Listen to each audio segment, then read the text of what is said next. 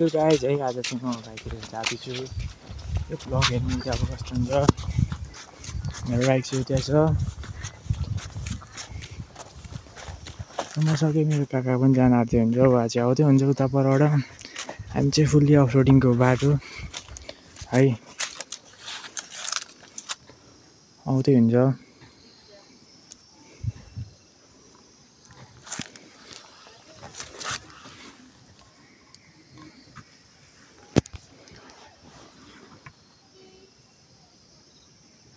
Hello guys, जाति बाटोमा आइपुगेर चाहिँ हाम्रो गाडी बिग्रेको छ।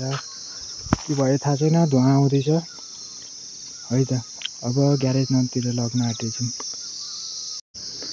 गाइजहरू हामी चाहिँ यता आइपुगिसक्यौँ ठेल्दै मरेर। अब यहाँदेखि त लानुपर्ने छ है। ओके फाइनली गाइज हामी चाहिँ यहाँ तल आइपुगेको छौँ बजारमा, जुन चाहिँ हाम्रो ग्यारेजमा अब के हुन्छ भनेर चाहिँ हुन्छ दाइले हेर भित्र जानु भइरहेछ है त्यो। हजुर दुवा फ्र्याक्चर कस्तो गाडा खालको।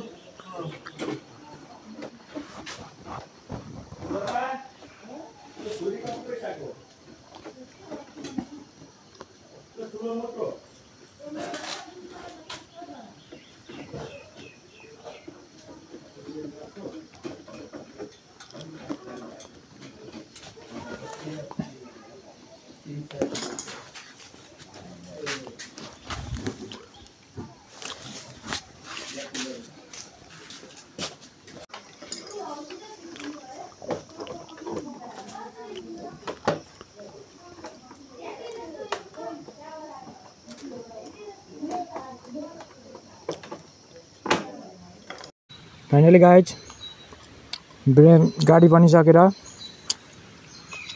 माथिसम्म आइपुगेँ है। यो राइडको चाहिँ म भ्लग गर्न सक्दिनँ किनभने मसँग कुनै स्ट्यान्ड पनि छैन बाइकमा लगाउने। त्यही भएर म काकाजी चाहिँ आउँदै हुन्छ पछाडि है त। हामी चाहिँ माथि बाटोमा आइपुगेको छौँ है त। ल आइपुग्नु भयो। ल त्यहाँ चाहिँ काका जाँदै हुन्छ। यो चाहिँ काकाको बाइक, यो चाहिँ मेरो बाइक। हामी चाहिँ खासमा पाहुना लिन भनेर अङ्कल चाहिँ आउनुभएको। म चाहिँ त्यतिकै सिक्न निक्लिँदै थिएँ। आउँदै हुन्छ लु त मन्दिर जाउँ भनेर मन्दिर चल्दिएँ। अनि आधी बाटोमा गाडी बिग्रियो। त्यस पछाडि चाहिँ गाडी ठेल्दै मरेर है त लग्यौँ। लगिसकेपछि चाहिँ हामीले ग्यारेजमा छोडिदिएर मन्दिर गएको थिएँ। म काका र म मन्दिर गयौँ। मैले पूजा गरिसकुन्जेल काका बस्नुभयो। अनि पूजा गरेर चाहिँ आएँ। म आउँदाखेरि ठ्याक्कै त्यो ग्यारेजको अङ्कल, उहाँको नाम चाहिँ कुमार आइरहेको छ। कुमार त्यस्तै समथिङ खापुङ मेबी है। उहाँ आएर चाहिँ बाइक हेरिदिनु भयो। बाइकको चाहिँ त्यही अघि मैले देखाएको थिएँ नि व्हाइट कलरको, त्यसलाई के भन्छ आई डोन्ट नो है। हो त्यो बिग्रेको रहेछ, जलेको रहेछ। अनि दाइले एउटा नयाँ फेरिदिनु भयो। त्यसको कस्ट चाहिँ 300 रुपिस लागेको छ। त्यो चाहिँ अब भोलि म आउँदा तिर्दिन्छु। अहिले चाहिँ काका भनेको चाहिँ तलतिर जानुभएको छ। हाम्रो पाहुनाहरूले बाटो देखाउन यहाँदेखि उता जाने बाटो छुट्छ। यहाँ जाँदा हामी चाहिँ यो के भन्छ भन्दा महाजनको टर्निङ भन्छ है हाम्रो लोकल ल्याङ्ग्वेजमा। हामी यो बाटो जान्छौँ, रोड मास्तिर भेटिहाल्छ। मास्तिर भन्दा नि हाम्रो घरको छेउमा भेट्छ है त।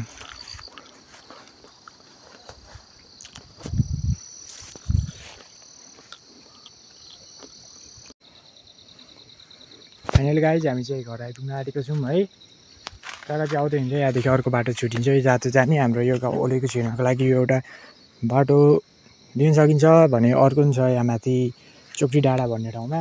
त्यहाँदेखि अर्को बाटो लिन सकिन्छ। यहाँ चाहिँ हाम्रो पाहुनाहरू झुकिनुहुन्छ भनेर म त्यहाँ बसेको छु। काका आउँदै हुन्छ। हराउनु भयो।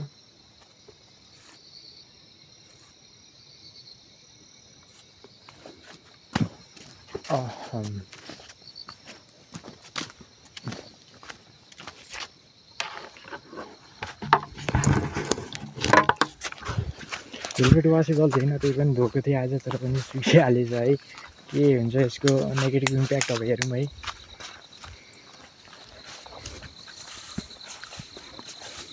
हाम्रो बाइक चाहिँ तपाईँहरूले सक्नुहुन्छ सुजुकी जिक्सर रहेको छ 150।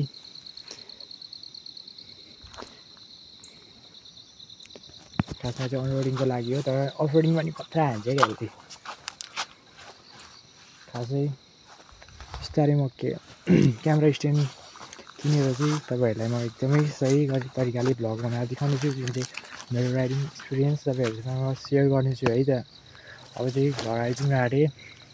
ओके बाई बाई, आजको लागि यति नै।